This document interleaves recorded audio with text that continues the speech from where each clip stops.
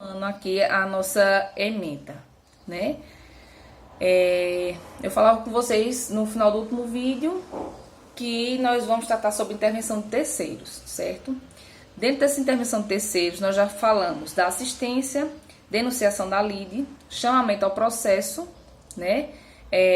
O incidente de desconsideração de personalidade jurídica e vamos tratar também do amicus curiae. Eu acredito que vocês já ouviram falar nessa intervenção de terceiro que era presente apenas nas ações abstratas de controle de constitucionalidade, né, que era o controle de constitucionalidade concentrado, né, que é na ADIM, ADC, ADPF, que previa justamente essa intervenção do amicus curiae. Existe essa previsão nas legislações que tratam desse tipo de demandas do controle de constitucionalidade concentrado, certo? E aí o Código de Processo Civil 2015, ele abriu esse leque para que se possa ter intervenção de amicus curiae também nos processos que não necessariamente sejam de controle de constitucionalidade, e muito menos de controle de constitucionalidade concentrado, certo? E aí veremos outros tipos de intervenções, que podem ser até intervenções que não estejam, obviamente, dentro dessas que nós falamos, mas que são intervenções que podem acontecer dentro de um processo, certo? Por terceiros. Passada a intervenção de terceiros, né, essa análise das partes, dos sujeitos processuais, nós vamos passar para a segunda parte do curso dessa disciplina, que é justamente a análise e estudo dos fatos, atos e negócios jurídicos processuais, certo? E aí é quando vamos fazer a distinção entre fato e ato processual e jurídico, obviamente. Nós vamos tratar dos atos judiciais, quais são os atos judiciais, a comunicação desses atos, como ela deve acontecer, como acontecem os atos processuais eletrônicos e a nulidade desses atos processuais. Nós vamos conversar também sobre o negócio jurídico processual, que também é uma novidade do CPC de 2015, e é uma coisa bem interessante, vai ser bem legal a gente trabalhar sobre esse tema. E aí, depois nós vamos falar sobre as invalidades processuais, certo? Trabalharemos também preclusão, vocês vão entender o que é preclusão, quais são as espécies de preclusões que podem existir dentro do processo judicial. E para finalizar a nossa disciplina, nós trabalharemos sobre a teoria da cognição judicial, certo? Então, a ementa da nossa disciplina é essa, certo? Vamos tratar das partes, dentro dessas partes vamos tratar não apenas das partes, mas dos sujeitos processuais. Trabalharemos litisconsórcio, intervenção de terceiros, depois passaremos para outra parte do curso, que é fatos, atos e negócios jurídicos processuais. Falaremos das invalidades processuais, preclusão e teoria da cognição judicial, certo? Então, a nossa disciplina vai tratar dessas matérias. Eu vou mandar tudo direitinho para vocês, com as datas, tudinho, para vocês irem se organizando na leitura de vocês, certo? E aí, vamos passar para metodologia. Como é a metodologia de ensino que é adotada na nossa disciplina? Veja, o intuito daqui da faculdade, né, e obviamente da disciplina, é justamente que vocês consigam aprender os conceitos, né, e que vocês aprendam a lógica do processo civil. Eu não quero que vocês decorem artigos de código, né, artigos de Constituição, de legislação extravagante. Óbvio que isso também é importante.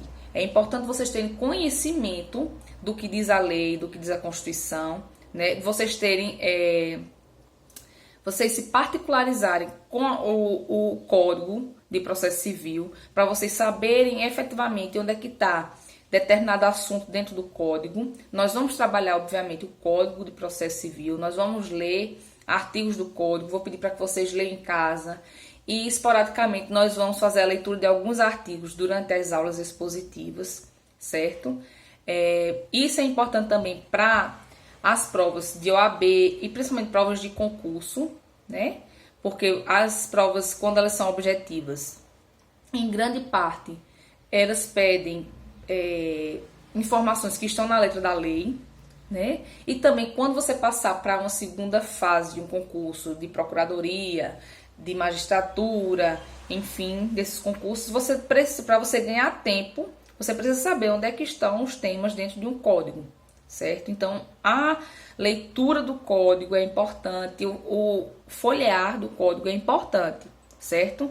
Mas na nossa disciplina, o que eu mais vou prezar é justamente para que vocês entendam a lógica do processo, certo? Nós vamos estudar o código, mas nós vamos estudar também doutrina, muita doutrina.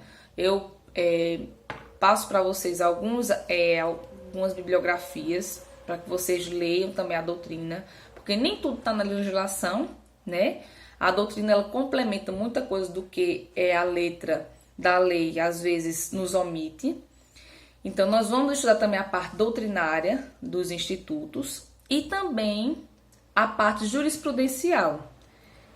Vez ou outra, vocês vão ver que eu vou trabalhar decisões com vocês, decisões judiciais sobre alguns temas, para que vocês saibam como os tribunais eles estão decidindo em relação a determinados temas e institutos do direito processual, certo? Então, trabalho esses três vieses, né? Legislação, doutrina e jurisprudência, certo? E como é que eu gosto de trabalhar nas minhas aulas? Eu sempre gosto de enviar textos para que os alunos leiam os textos antes da aula, certo? Para que quando chegue na aula, não fique aquela aula expositiva, enfadonha, que eu estou falando uma coisa que vocês não tiveram nem condições de ter familiaridade com aquele instituto. Vocês não sabem nem do que é que eu estou falando ali. Então, é interessante que vocês leiam os textos que eu passo antes das aulas, certo? Mesmo que não consiga ler todos os textos ou o texto todo, mas que leiam algumas partes, pelo menos para compreender qual é o tema daquela aula, né? E até para que surjam dúvidas. E aí a gente pode, e com certeza vai dirimir essas dúvidas ao longo das nossas aulas, certo? Pronto, o que eu peço encarecidamente aos alunos é isso, que eles se preparem para as aulas para que a gente possa discutir os temas nas aulas. E aí eu gosto sempre de dar efetivamente, nem dar, né? Reconhecer a participação dos alunos posteriormente, quando eu faço o fechamento da nota, certo? Pronto, então a gente utiliza justamente essa metodologia ativa, né? Para que o aluno participe da aula. Eu não gosto de uma aula que fico eu falando sozinho o tempo todo. Obviamente que as aulas serão expositivas, eu vou fazer a exposição do núcleo geral do tema, dos conceitos, institutos, noções, de uma temática que for um pouco mais complicado de se compreender sozinho. Obviamente eu vou destrinchar ela totalmente, mas eu quero também escutar os alunos, certo? Nas aulas, eu quero que vocês participem das aulas, certo? E aí nós trabalhamos com alguns casos práticos, pode ser que eu traga alguns casos práticos para a gente analisar em sala de aula, com as decisões judiciais, como eu falei, para vocês terem realmente familiaridade com o processo, tá bom? E a questão da avaliação, como é que eu faço a avaliação? Todas as disciplinas que eu dei semestre passado, eu sempre passei uma parte da nota era trabalho e outra parte a prova, né? E aí, quando veio esse contexto de pandemia, com distanciamento, tudo direitinho, efetivamente sedimentamos, né? Os professores sedimentaram esse tipo de avaliação, efetivamente uma parte em trabalho, uma parte da pontuação da prova, e aí eu vou aplicar essa metodologia avaliativa também nesse semestre, certo? Eu vou passar 2 trabalhos, certo? Que poderão ser feitos em grupo, e aí uma parte da nota será dos trabalhos e uma parte da nota será da avaliação, certo? Conforme aconteceu o semestre passado, 4 pontos serão destinados aos trabalhos, certo? E a prova valerá até 6 pontos. Então, vão ser 2 trabalhos, cada um valendo até 2 pontos, e a prova valendo 6, certo? E aí, diante do desenrolar da disciplina, a gente vai conversando essa questão, certo? Mas de antemão, a ideia inicial da metodologia avaliativa é essa, certo? Não se preocupe que os trabalhos eu passo com antecedência grande da data da entrega. Nós vamos não só fazer a entrega desse trabalho, mas também eu quero que vocês debatam os trabalhos, quero que vocês digam o que vocês entenderam em aulas que nós vamos marcar, já está previamente marcado no nosso calendário, que vocês efetivamente vão explicar esses trabalhos, né? O tema que que eu coloquei para o trabalho, e aí a gente vai fechar a nota, certo? E a avaliação nas datas valendo 6 pontos, certo? Em cada unidade a gente vai trabalhar dessa forma. Já falamos da emita, já falamos da metodologia utilizada, da questão avaliativa, certo? E aí, eu vou passar agora o meu e-mail, certo? Meu e-mail, anotem aí, é Larissa Pinheiro adv31 @gmail.com.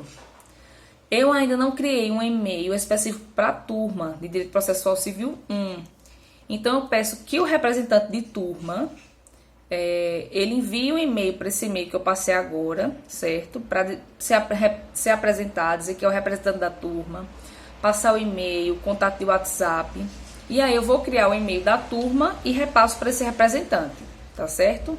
Aí esse representante repassa para vocês esse e-mail e vocês mandam quaisquer dúvidas que vocês tenham, tanto da questão que nós conversamos nessa aula inicial, em relação à disciplina, em relação à avaliação, em relação à metodologia, quanto às dúvidas que venham a surgir durante as nossas aulas, tá certo? Essa conversa é uma conversa inicial, né, para que vocês me conheçam, conheçam a disciplina, conheçam como a gente vai trabalhar a disciplina, né? E aí na próxima aula nós já iniciamos efetivamente o assunto referente à disciplina, tá bom? Eu vou mandar para vocês direitinho, por isso que eu peço que o representante me mande e-mail. Eu vou mandar por e-mail para vocês a ementa, o calendário, o cronograma direitinho do nosso curso e a bibliografia. Aí vocês vão se organizando para na próxima semana, né? Nossa aula vai ser próxima semana, porque essa semana é uma semana de capacitação, tanto dos alunos quanto dos professores em relação à plataforma que vai ser utilizada para as aulas. E aí, próxima semana, a gente começa efetivamente com a disciplina, tá certo? Um abraço para vocês, espero que vocês gostem da disciplina, né? E vamos trabalhar juntos, tá bom? Tudo de bom para vocês.